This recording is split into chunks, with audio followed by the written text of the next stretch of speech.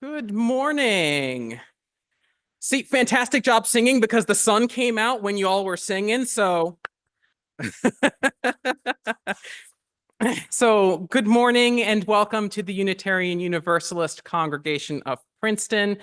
My name is Pauline Nyjander. I'm one of the seminarians here, and Reverend Bill's not here this week, so I'm stepping in to fill his big shoes for today. Again, welcome to the UU Congregation of Princeton, where in our open and welcoming community, we live our message of hope, love, justice, and joy. We extend a special welcome to our visitors this morning. We're glad that you're here and invite you to stop by our welcome table out in Robinson Lounge. So as you go through those doors you came in, right there is our welcome table.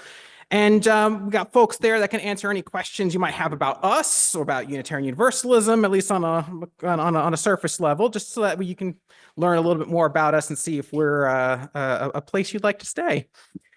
We do have an important announcement. Spring sale, I know already, goodness. Spring sale is this Friday and Saturday. I'm going to say that one more time. Spring sale is this Friday and Saturday. Our biggest annual social justice fundraiser and community event. But before we do kick off that, make sure that you check the lost and found to see if you had lost anything or forgotten anything over the course of the year. They're over by the coat racks at Robinson Lounge because after that, anything that's left there will actually be sold at the spring sale. So if you miss your chance, you'll have another chance now this time to buy it back. Margie Stockwell, her receiving team will begin accepting donations today at about 12:30, depending on how quickly they can get the booths in the receiving area set up. And then right after the service, especially for those of us who are able to and got some muscles, to stay and help move furniture in Channing and Robinson Lounge so that we can make sure we're all set up for the sale that's coming up. Terry Hyatt, Kathy Bauer-Coggin, and Emma Moore will direct the upstairs setup activities, and Kirsten Shearer will direct the downstairs setup. Thank you for anyone who is assisting, and make sure you come to the sale. Remember, the spring sale is this Friday and Saturday. And now, let us worship together. We gather here together on this Sunday in the spirit of the principles that we believe in. We gather here together in the spirit of acceptance and in the worth and dignity of those around us as well as ourselves. We gather here together in the spirit of community and to celebrate the diversity that makes us who we are, human. And it is through our shared humanity that we work together to build a community that celebrates the gifts and the diversity that each of us brings here. And as a woman, a lesbian, and a trans woman, I am grateful to be welcomed here as I am. And whether you be a guest or a longtime member, know that whoever you are, wherever you are on your life's journey, know that you are welcome here. And now, our chalice lighting.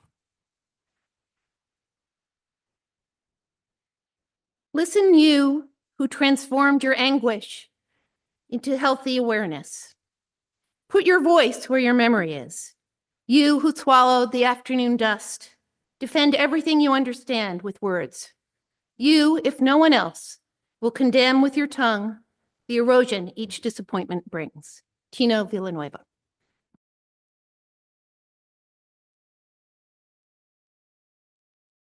With how crazy and hectic our lives can be at times, I think that sometimes we don't give ourselves the opportunity to just sit, breathe, and just be.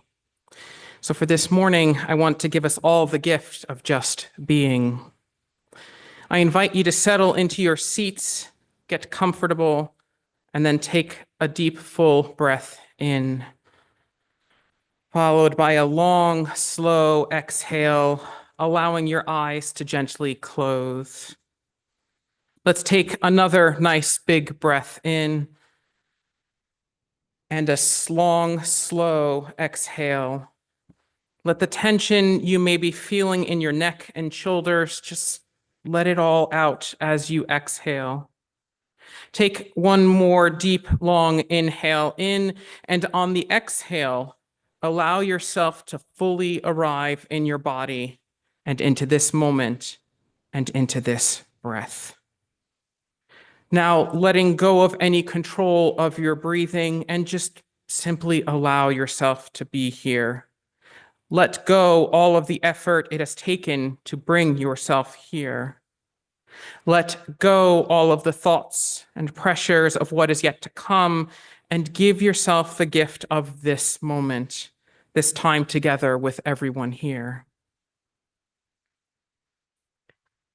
As you are ready, take a moment to turn inward and ask yourself, how am I now? How am I holding my day so far in my body? Label for yourself in 1 or 2 words, what is there for you now? Is there still tension, excitement, anxiety, numbness, readiness? Whatever it may be, simply notice it with an attitude of curiosity and kindness. And now let us take one last deep breath and refocus to being here together.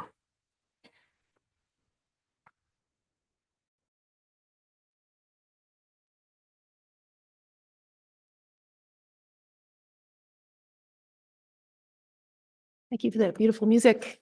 Good morning.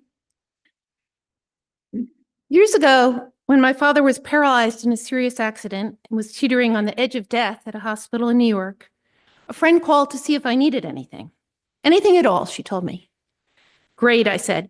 Can you babysit my kids tonight so that my husband can come to the hospital? I can't, she replied. I have pottery class and I just can't miss it.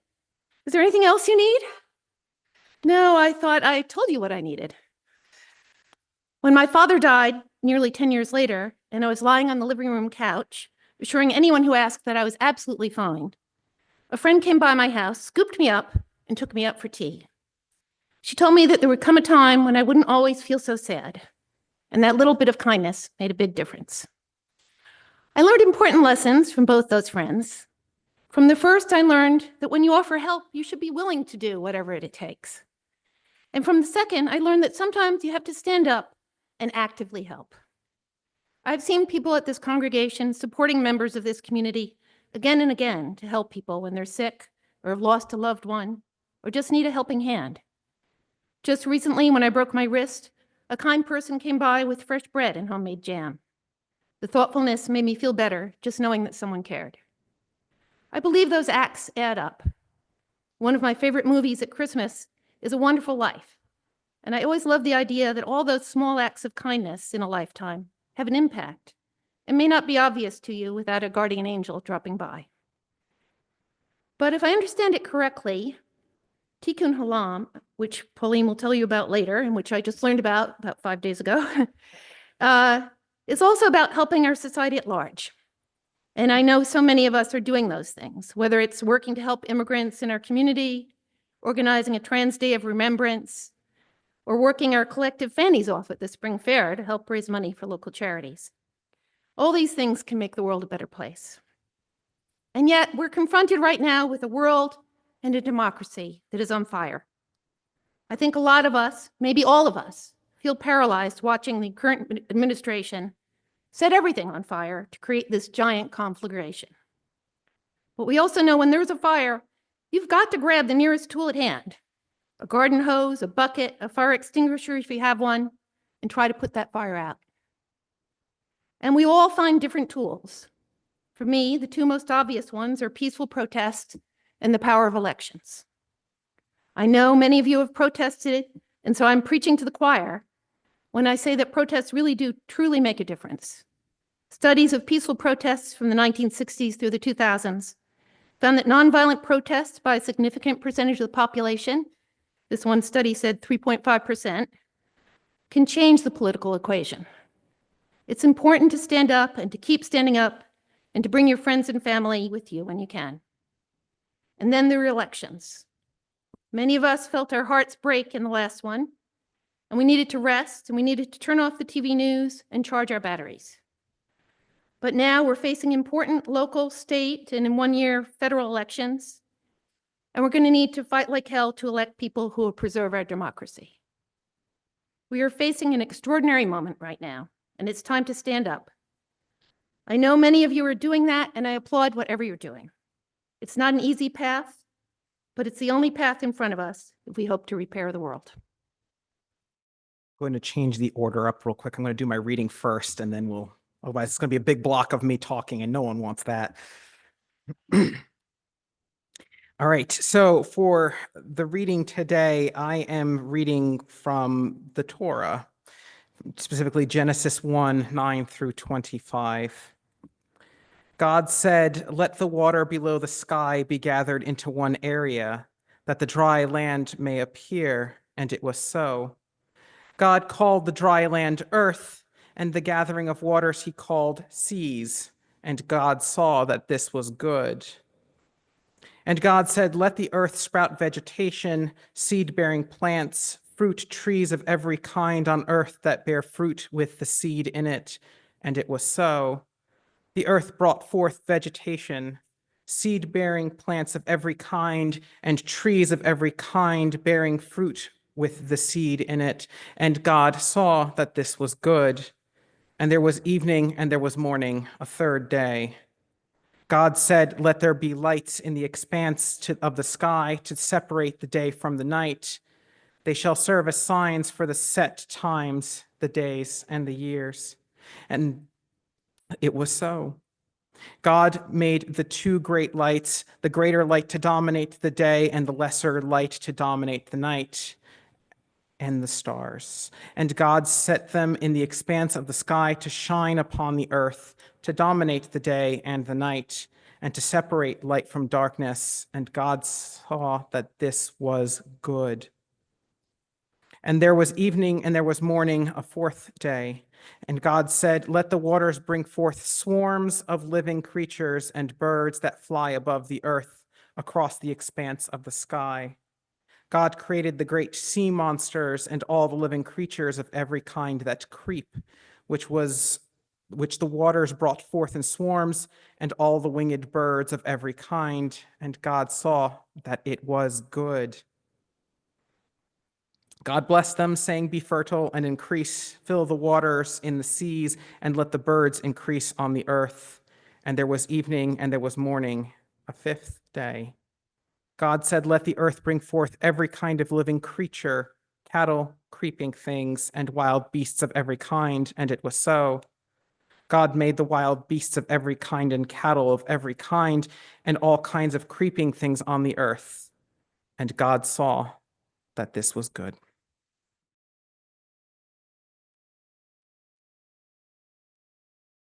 Say, it's good to be back home here. Thank you for the beautiful music. A dark cloud of worry spread throughout the forest. The hunters of the nearby village had no longer become satisfied with capturing the birds of the forest in their snares one at a time. These hunters had developed a new kind of technology where they took long strands of fiber, crossed those strands one over the other, and then tied them together at the places where they intersected.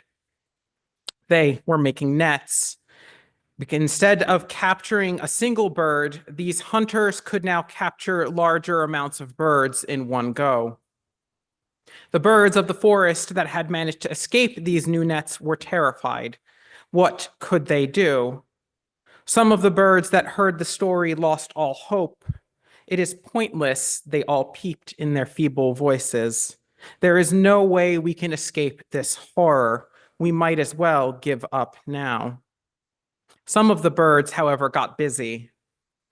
They built up their muscles and sharpened their beaks. "If I get caught, I'll be able to cut my way free. I'll be strong enough to fly away," boasted these big birds.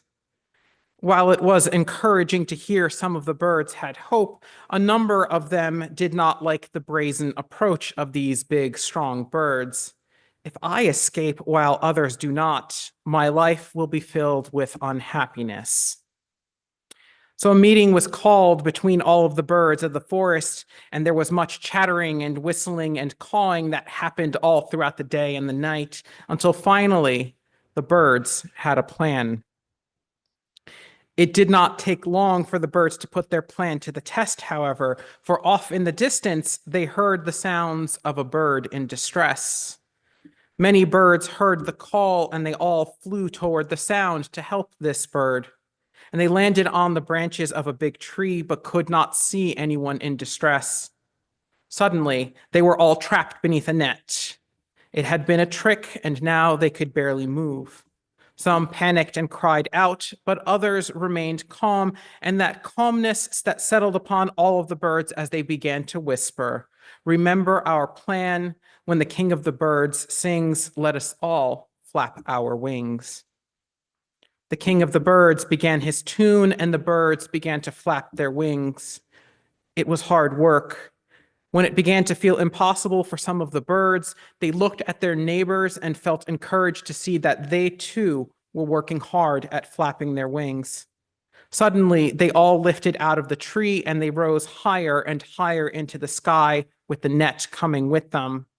And when a second signal was given, the birds managed to tilt their bodies in unison to have the net slide off their backs and back down onto the ground.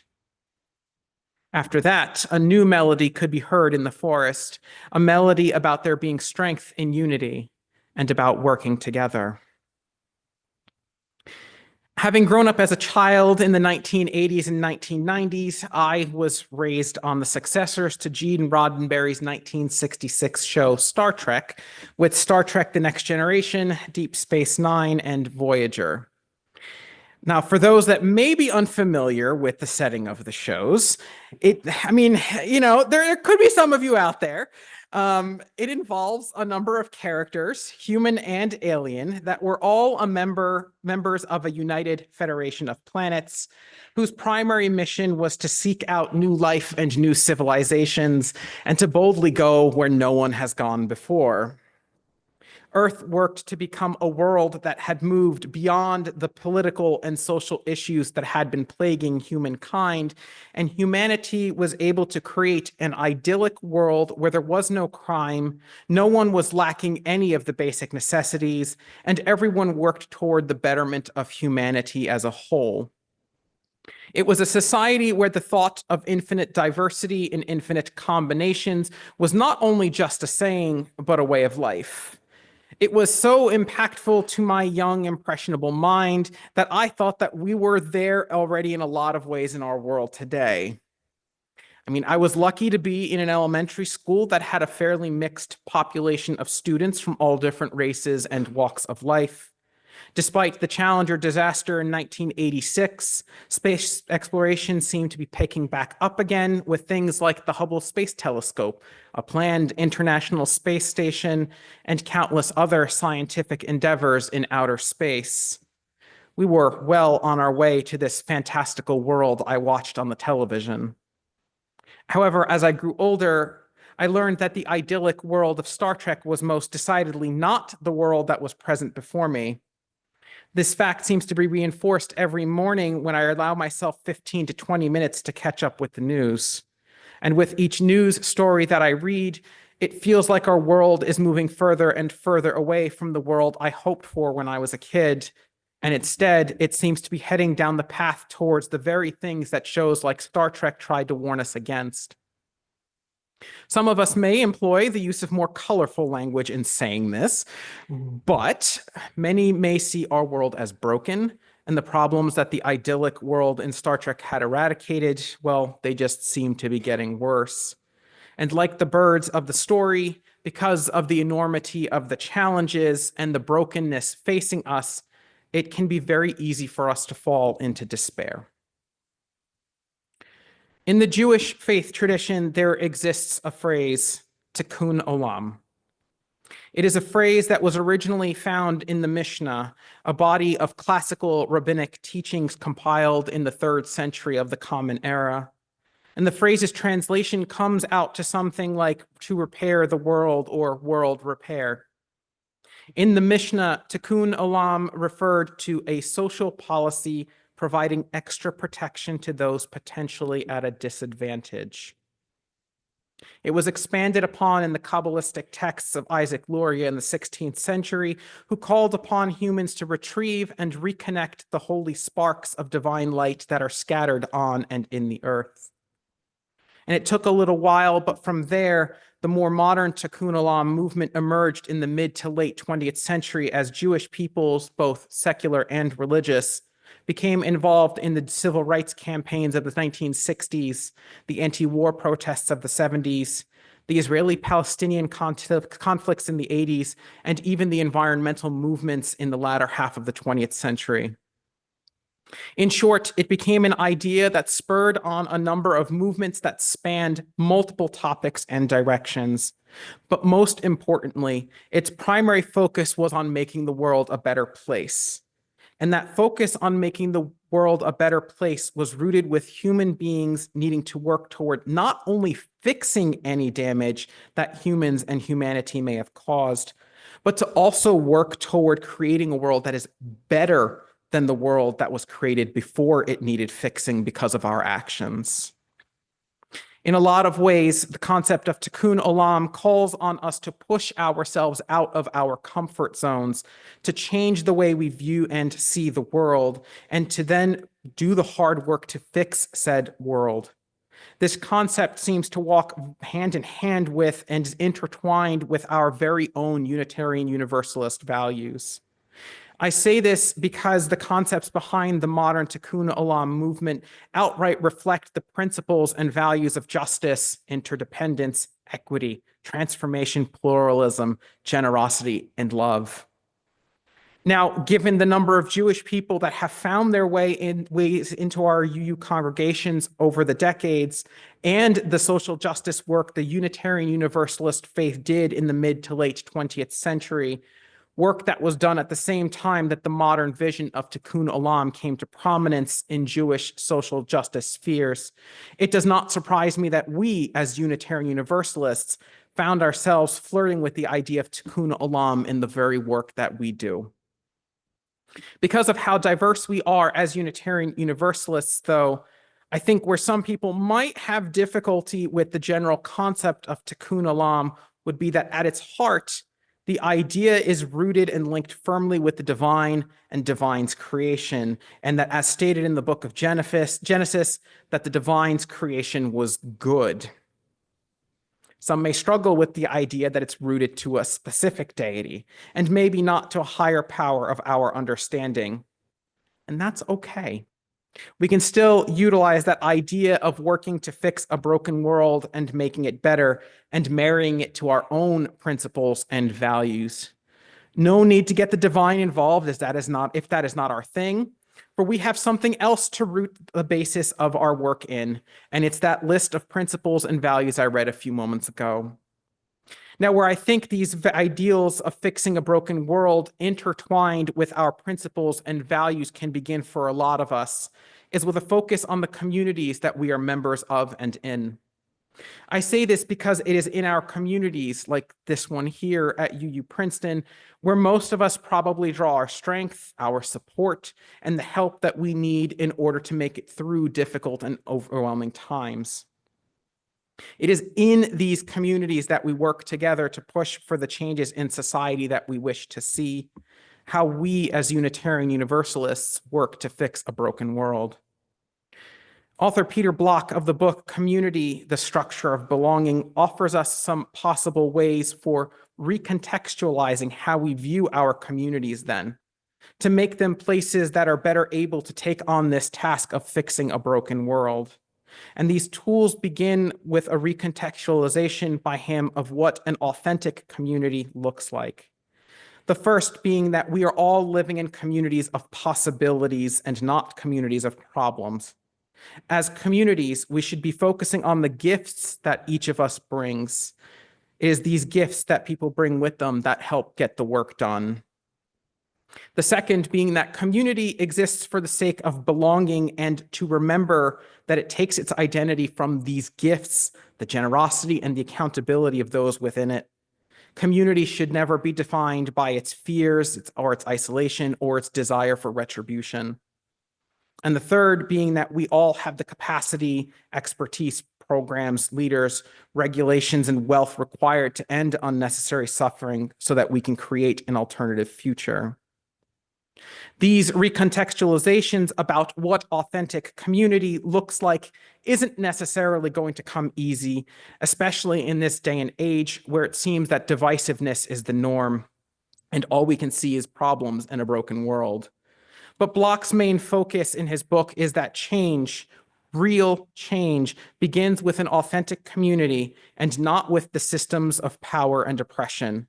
It is authentic communities that have the power to come together to help one another and fix a broken world. And it's not going to be easy. Just as Tikkun Olam does for those who draw upon it, our principles and our values will call on us to step outside of our comfort zones in order to face the challenges that exist. The systems that are currently in place thrive on the brokenness that exists in the world. It thrives on our silent complicity. These systems rely on the very brokenness that we want to fix for their continued survival. They are the nets that hold down and capture the birds in the forest of the story. But the birds in the story did not give up. They remembered that they were a community and that as a community, they were able to come together and come up with a plan that forced them to step outside their comfort zones and overcome their fears. They were a community where each one of them brought a different gift that in the end was appreciated and very much needed in uplifting those around them. Without recognizing the gifts and strengths that each of the birds brought with them, and without the realization that everyone was working hard as a community, then they would not have been able to break free of the net that had captured them all. As a world, while we may be a long way off from the idealized paradise that was presented in the world of Star Trek, perhaps as a community, we can work to bring forth the ideals that will bring about such an existence in our local communities. Use those gifts that you have and focus on what you can bring to the table instead of what may be missing. Do not let fear and indifference define who you are. To borrow a thought and a phrase from a song that is in most Christian hymnals about others knowing that those singing the song are Christians by their love, let people know who you are by the work that you do as a community. And then with the work our communities do, perhaps we can one day repair the world and leave it a better place than the one we started with. Live long and prosper. Blessed be, and amen. And at the end of our hour, we extinguish our chalice, knowing that its light carries us until we gather again. And for our benediction, may love and compassion guide you in all that you do. May wisdom help you to seek responsible truths and meanings. May inspiration lead you to new places, and may the hope you bring be a beacon for others. May you share your beautiful gifts with the world. Blessed be, and amen.